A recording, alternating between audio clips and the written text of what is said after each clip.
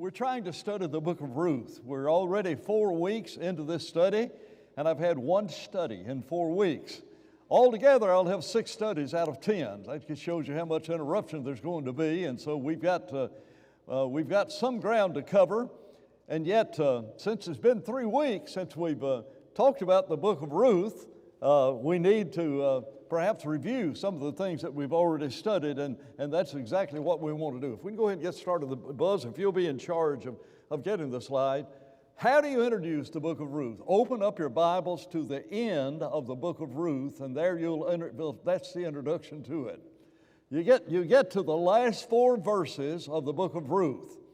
Ruth is on page 826 in my Bible, if that's of any help to you.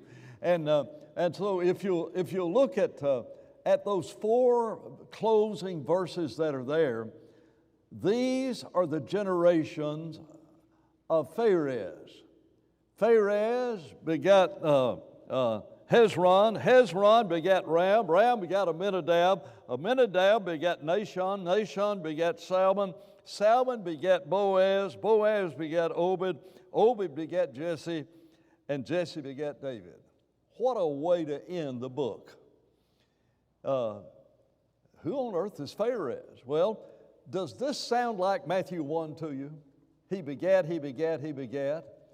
I want you to look in Matthew chapter 1 and find the name that other than Boaz and Obed and Jesse and David. I want you to find one of those characters in Matthew chapter 1 that mentions the name of the wife of one of these men. Now, I'm not talking about Ruth.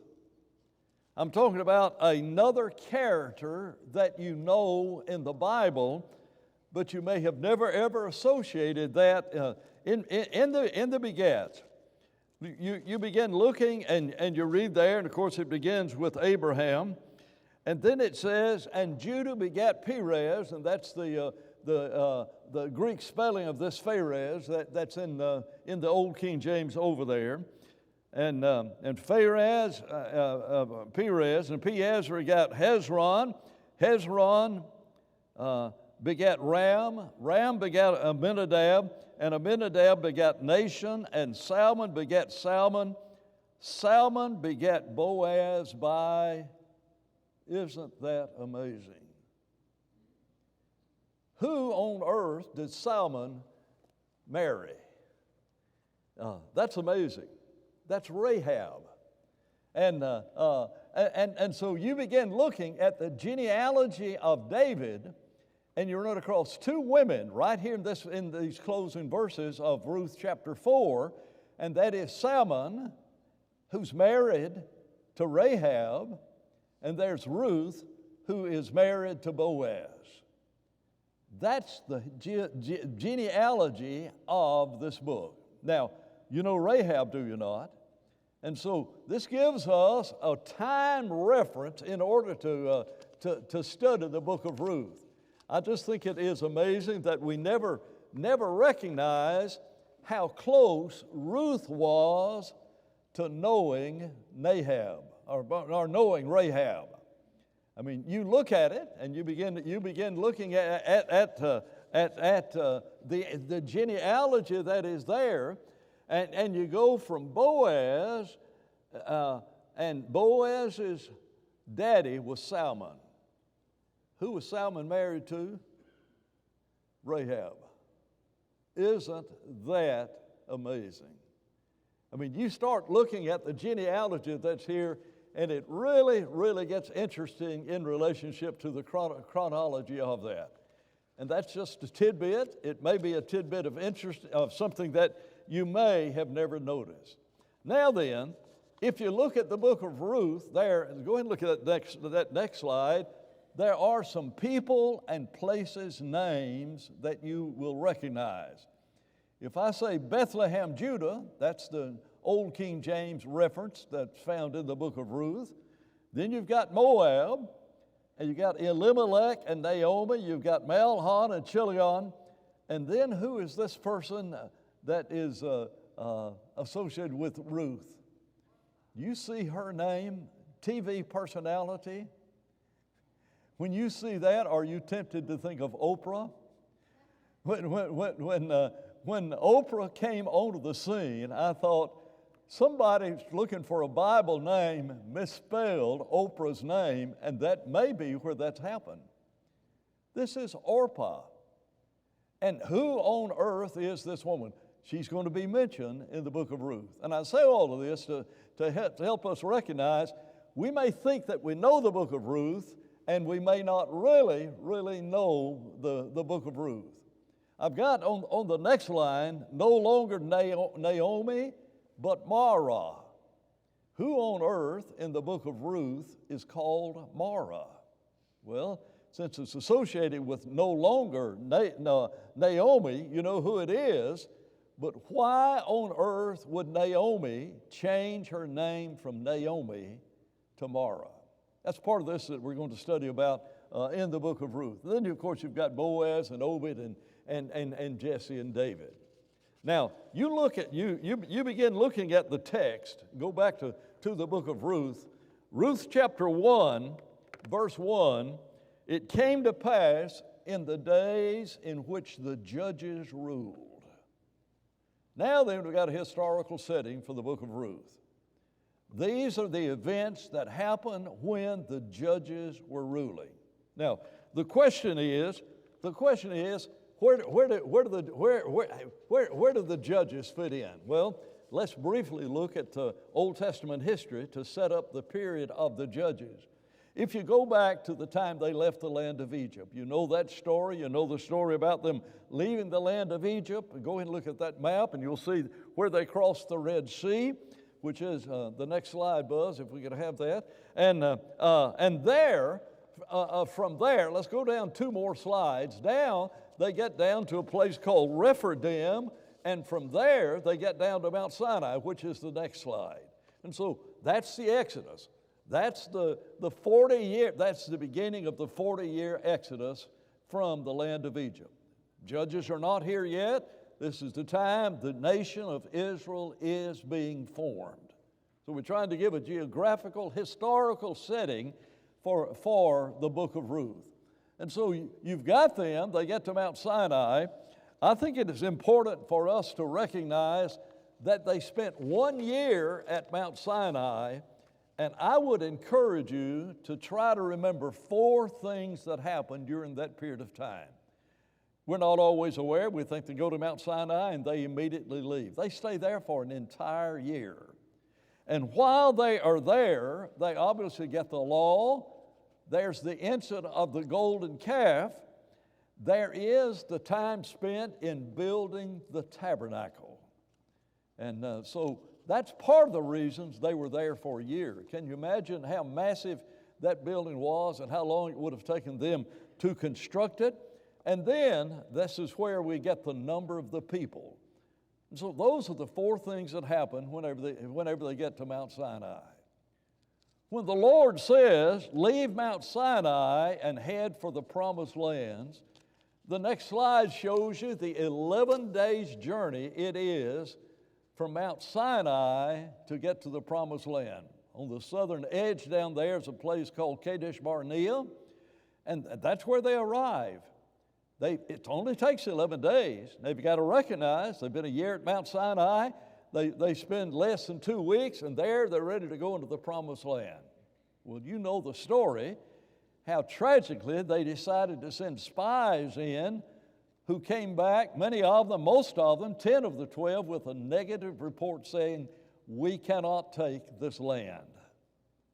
It's impossible for us to take this land. There are giants in the land. The walls reach up to the heavens and everything. So you've got to understand they came back and a lack of faith. And as a result of this, they spent the next 40 years wandering in the wilderness. And we mentioned this when we studied before, because here's a tidbit that I was a long time recognizing. I'm not sure, growing up in West Huntsville, talking about 40 years in the wilderness, but I thought they got up and packed their suitcases every day to move. I mean, you know, that's what you do on vacation, isn't it? When it's a traveling vacation, you get up and you repack the car and everything and get ready to go. So they spent 40 years. The reality is the Bible lists 40 places they visit. And so when we talk about 40 years in the wilderness, it's not every day, 365, they're aimlessly wandering around in that wilderness. They go to 40 different places, and those places are enumerated by name, and you may get some indication about the conditions or what the people were thinking about by the names of those places, but the geographical location of them, no one knows. So at the end of 40 years, they come back up to Kadesh Barnea, and now they're ready to go into the promised land. However, there are those individuals in that who would keep them, because originally they had wanted to go this way. Moses is still alive. They want to go this way. The Edomites will not let them pass through. They told the Edomites, said, whatever damage we do as we pass through that land, we will reimburse you for any damage that we've done. Well, the Edomite says, no, you cannot do it. Now then, who are the Edomites? They are an important nation in the Old Testament. Where do they come from?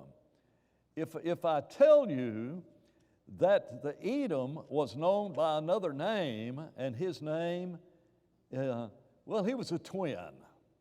How many twins do you know in the Bible? You know Rehoboam and his twin brother Jeroboam, which is not true.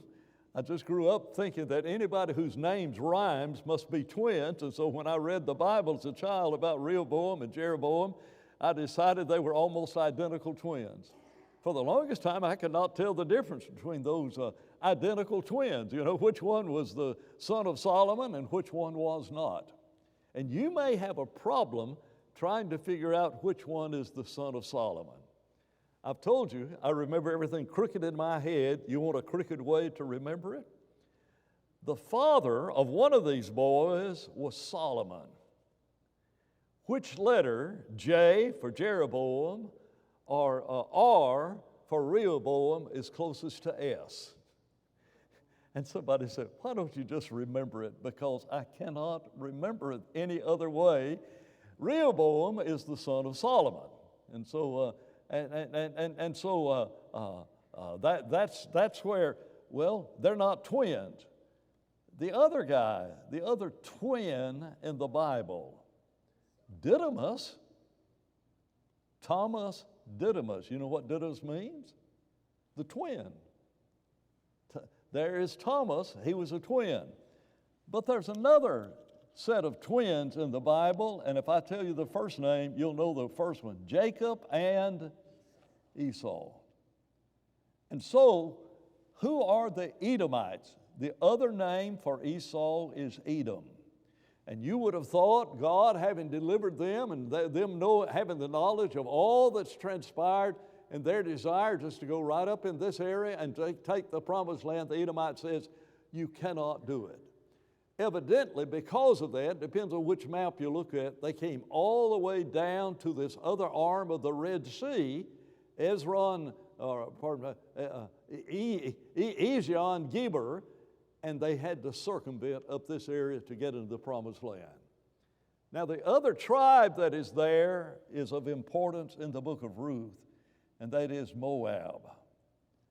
Where do the Moabites come from? The Edomites are cousins of the Jews.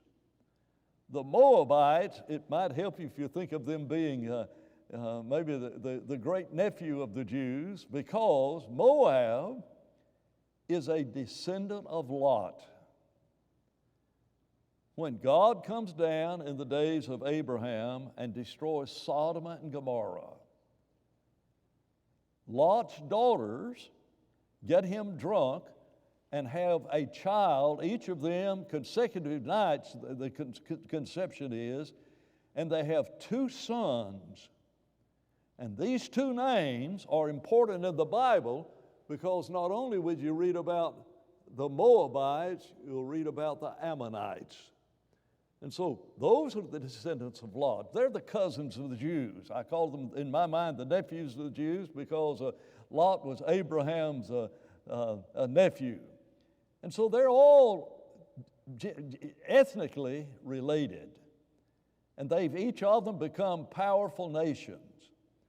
And the Moabites and the Edomites are often in the Bible, the Edomites even more so than the Moabites. And so what happens is they come up this land. If you show that next slide, Moses comes up in this area, and there is that whole east bank of the, go ahead and look at the next map if you would. There's this whole land that Moses helps them conquer. We're sometimes not aware of that when we think about the Jews taking the promised land, and we see the map that shows where all of the 12 tribes were settled. We think, well, that's what Joshua did. No, Moses does this side on this side, and then Moses dies here at Mount Nebo, and he's 120 years of age, and he was able to stand on the top of this mountain and see the Mediterranean Sea. Tim, you like to travel. That's a place you ought to go on a clear day to see how good your eyesight is at your age compared to Moses' eyesight when he was 120 years of age. He was still a young man. The Bible describes him in that respect. His eye was not dimmed, and that's probably not true of any of us in this auditorium. But his eyes, and he could see all the way over to and saw the Mediterranean Sea. He saw all the promised land. I'm not sure exactly how far north he could have seen from there, but there are those mountain peaks that are up here in Lebanon. And so at that time, there's very little air pollution and everything. You could see a lot farther than you could in our day and everything. So Moses dies, and it takes them 7 years to conquer this land. When Joshua takes Moses' place, they immediately come over to the promised land. They first go south before they go north, and it takes them 7 years to conquer the promised land. Yes, Bubba. I know you're a fan of these, but do you know how to remember? Beg your pardon? Do you know how to remember the names of the tribes on the east side of Jordan? Yes, Reuben, Gad, and the half tribe of Manasseh. That's one sentence for me. How do you remember it? You think of the sandwich. It's a Reuben on Gad with half Manasseh. All right. You are crazy. Anybody has to put it in your head that way is crazy, and I know a real crazy guy, and he's not sitting out back, he's standing up front. But the Reuben guy ate over there on the east bank, so if that'll help you remember, Reuben, Gad, and the half of the tribe of Manasseh. Anyway, you begin looking at this land. Now they get into the land. Well, why didn't the Lord just give them all of that land at one time? It took them 7 days to get Jericho, and they could have marched right in almost, except that was not God's original plan. The Lord could have given them every bit of that land immediately. Now, if the Lord had sent some plague, and he could have done that and wiped out that nation. In fact, the Bible said he sent hornets before them to get these people so they were disquieted when the Jews were coming in. So before the Jews ever got into that promised land, the Lord sent hornets. I don't know if you've ever been stung by a hornet. You take all of the venom from one beehive that has 3,000 bees in it and put it in one hornet, and that's what a hornet stings like. I mean, that's not scientific, but if you've ever heard a hornet sting, you know what I'm talking about. And that's what he sent in. He sent in hornets and to disquiet the people. Why did he not give it all to them? Well, what would happen to any house that is left by itself for 7 years? You ever think about that? You go on an extended vacation and you come back, what's your lawn look like? Can you imagine what your house would look like in 7 years? And so it's a part of the wisdom of God, and he may have done it for some other reason, But it's a whole lot better for them to gradually take this land and continue to move up and up and up, and they took all of the land. In fact, the Bible says they took all of the land from the river Euphrates, which is not on this map, but if you see where that marker is above that, that's the river Euphrates, all of the land to a smaller river that comes right in here called the River of Egypt.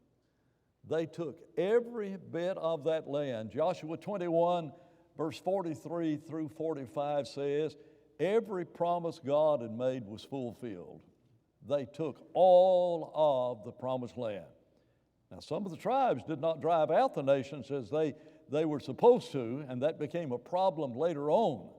And that's why whenever you look down at the bottom, you see Simeon in that green circle down at the bottom. Simeon was the most negligent of the tribes, and so they really never had any land that you could really call, that was the land that Simeon dwelt in. He was given that land down in that area, but he really failed to take all of that land. So sometimes, as you look at Bible maps and you get down here where Simeon is, it'll be marked in various ways down there because of, depending on what maps and who's drawing the maps in relationship to that. They're in the promised land. They've got to have judges. Look in the book of Judges for a discussion of the things that transpired during the period of the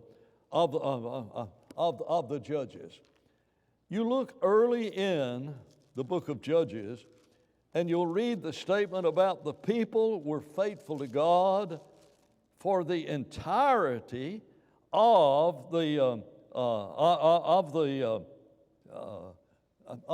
land, of the time when pardon me, I'm in the book of Joshua. That's why I could not find it.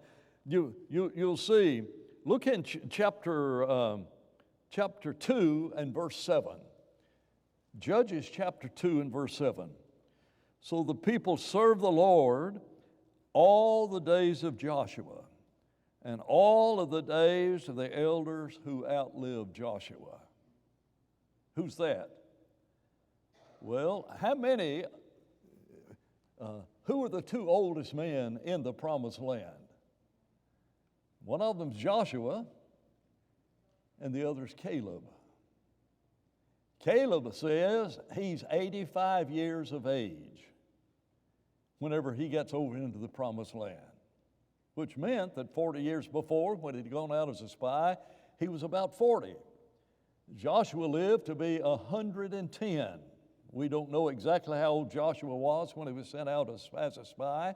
Perhaps if he's 40, then you've got 70 years of the life of Joshua, but there's a 40-year section in there.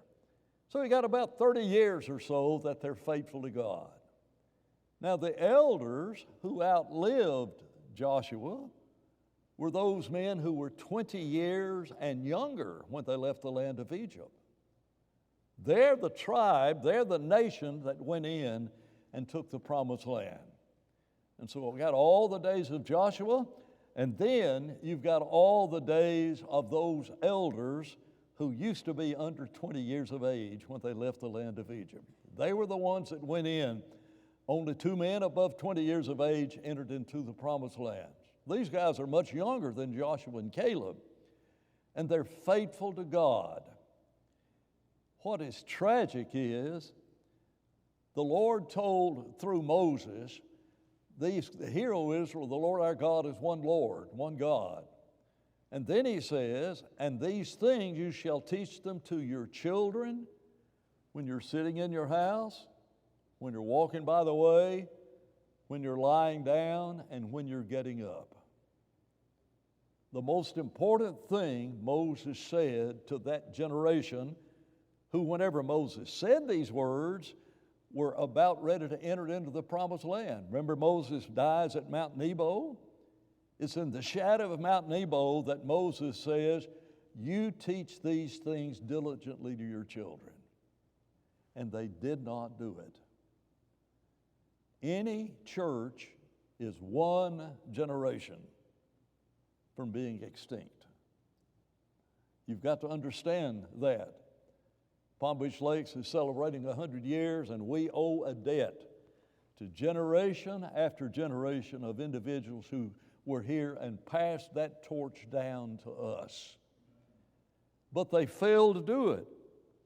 And so you read in the next verse about Joshua, how old he was and where they buried him. Look in verse 10. Judges chapter 2 and verse 10. When all that generation had gathered their fathers, another generation arose after them which did not know the Lord, nor the work that the Lord had done for Israel. And so now you get on a roller coaster of ungodliness during the period of Judges. Why is this important in relationship to studying the book of Ruth? Because Ruth lives at a time in which the people are faithful to God as long as there is a deliverer, a judge. But no sooner does that judge die, like they were faithful all the days of Joshua, no sooner does that judge die than the people turn back to ungodliness. And as a result of that, the Lord did as he had promised, and he brought plagues upon them. And so that's where you are when you get to the study of this Ruth. Let's look at Ruth chapter 1. Let's go back to 2 or 3 slides down is the text. In the days when the judges ruled, we do not know which judge was ruling at this time.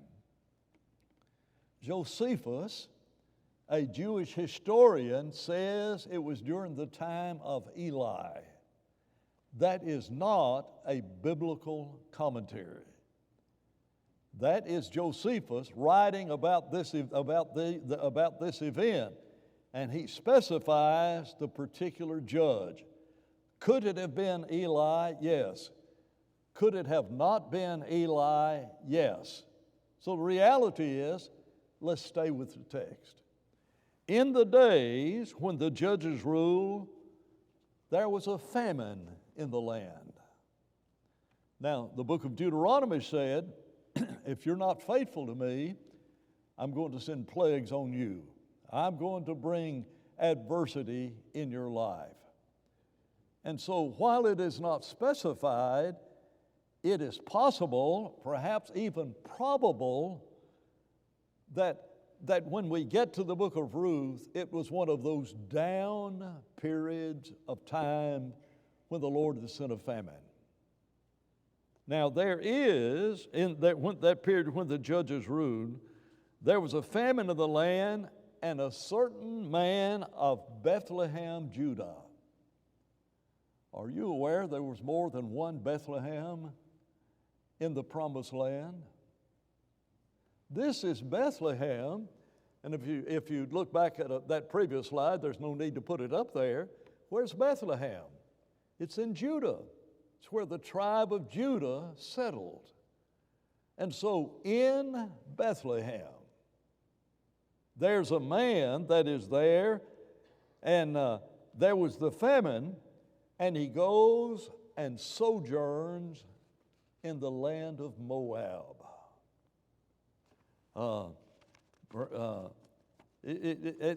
As you begin thinking about this, you'll come to a realization of the fact that the time had come and there's a famine, and this man leaves the land that flows with milk and honey and goes to the land of Moab, because evidently the famine had not reached Moab.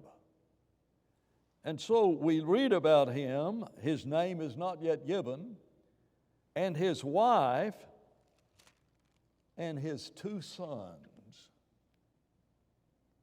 Got a picture? Famine in the land, no way to make a living. He knows where there's land, there is where the famine is not. So this man, and the name of this man, verse 2, is Elimelech. And Elimelech was the man's name, and his wife's name was Naomi. The name of his two sons were Mahlon and Chilion, Ephrathites of Bethlehem, Judah, and they came into the country of Moab and continued there. If you'll read a little bit later, you'll read in verse 4, the latter part of verse 4, that 10 years transpire. So during this 10-year period of time, Elimelech, Naomi, Mahlon, and Chilion are down in the land of Moab. And they took wives of the women of Moab. The name of the one was Orpah, and the name of the other was Ruth. And they dwelt there about 10 years. Here is the story of the book of Ruth, which you read this one verse about the 10 years, and you drop this verse out, we're reading about maybe 2 or 3 months of the life of Ruth. That's all there is. Here's the background of it. That's why you need to know those maps, not in great detail, but you need to know what's happened during the period of Judges. And they're there, and then we get a brief glimpse at the life of Ruth. And as you read this, they dwelt there about 10 years, and then Naomi's husband dies, as do her 2 sons. If you are a widow, how dependent are you on your children? Thank God that there are children who take seriously the caring of their mothers. It is interested in 1 Timothy chapter 5, we apply that verse to a man who does not provide for his family. For it is a generic truth that if a man does not provide for his own, who is he? What's he like? He's worse than an infidel. I want us to take a few minutes and focus on this aspect of this.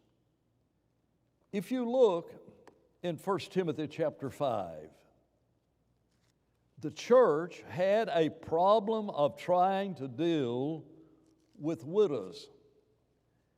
It's not just widows in Jerusalem who are there as a result of, and that are dealt with when those 7 men are chosen.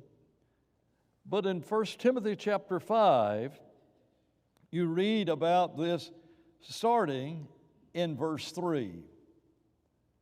Honor widows who are widows indeed. Honor widows who are really widows. But if any widow has children or grandchildren, let them first learn to show piety at home and to repay their parents, for this is good and acceptable before God.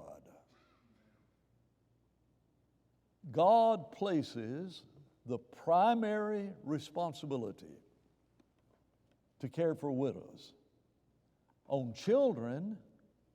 And I think if you've got the old King James, there's another element. You have the old King James, you have the word nephews.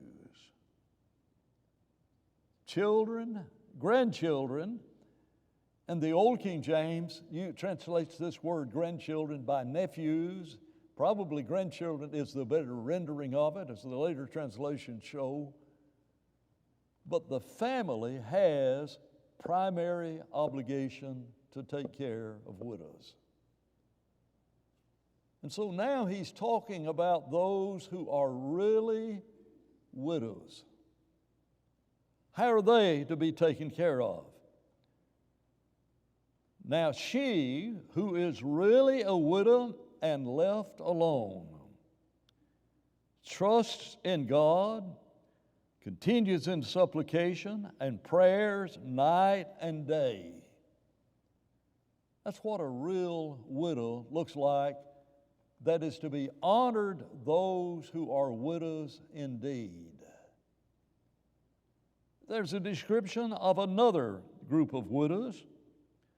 She who lives in pleasure is dead while she lives. And so we've got two different classes of widows. You've got widows that are godly in their nature. They continue in supplication and prayers night and day. One of the real blessings of my life have been widows who said, Dan, I pray for you every day of my life. I believe with all of my heart that I've been blessed by those people. There are widows in this church, both those who are deceased and those who are alive now, who have prayed for me or are praying for me every day. And that's not just for Dan, that's a prayer of supplication. And I hope it is a daily supplication. If you are a widow and you're sitting there in loneliness, here's some way you can spend your time. She is one who trusts in God, continues in supplication and prayers night and day. And he says, but here's the widow that lives in pleasure. She's not really a widow indeed that is to be honored. But if anyone does not provide for his own, especially those of his own household, he has denied the faith and is worse than an unbeliever. We live in a day and an age in which we do everything we can, perhaps to avoid taking care of widows. How many widows are there in Palm Beach County, or in the world, but especially in Palm Beach County, whose family lives some distance away, and they may never even call mom any time at all? Maybe weeks, days or weeks between phone calls. The Bible says sons and grandsons have the primary responsibility in relationship to this. And God looks at you as being worse than an infidel if you don't take care of widows. Folks, we need to think soberly about this. This is God's plan. But says, do not let a widow under 60 years old be taken into the number. That's interesting. You would have had to have lived in Ephesus to fully understand all that is involved when he says, here are widows that the church has no obligation toward them because they're living in pleasure. But here are some widows that are helped in a number, evidently in an ongoing kind of situation. Now, could the church help a widow who was under 60? Absolutely. Why? It has an obligation to do good to all men, especially those of the household of faith. And so we need to understand that. But there was a number of individuals who were special in this respect, and they were not to be added to this number unless they were above 60s, and unless she has been the wife of one man. She must be well reported of for good works. She's brought up children. She's lodged strangers. She's washed the saints' feet. She has relieved the afflicted, and she has diligently followed every good work. What a description to describe older women in the church. When I begin thinking specifically about people in this, one name that comes to my mind that many of you would recognize would be Janet Hickerson. Do you know how diligent Janet Hickerson was in visiting folks in the hospital? You know how feeble she was even getting in the building with the wheelchair? You remember that? It was amazing to me when I would visit people in the hospital, and in the hospital, you know, you have to walk 4 miles to get to that room that's on the back side of the hospital, and the people would say to me over and again, well, Janet was just here yesterday or something. Widows have time on their hands, and they're trying to figure out how to use that time. And so here's this description of her. She's out being spiritual, doing these things. She's well reported of. She has entertained strangers. She's washed the saints' feet. She has relieved those who are afflicted. She's diligently followed every good works, but refuse younger women.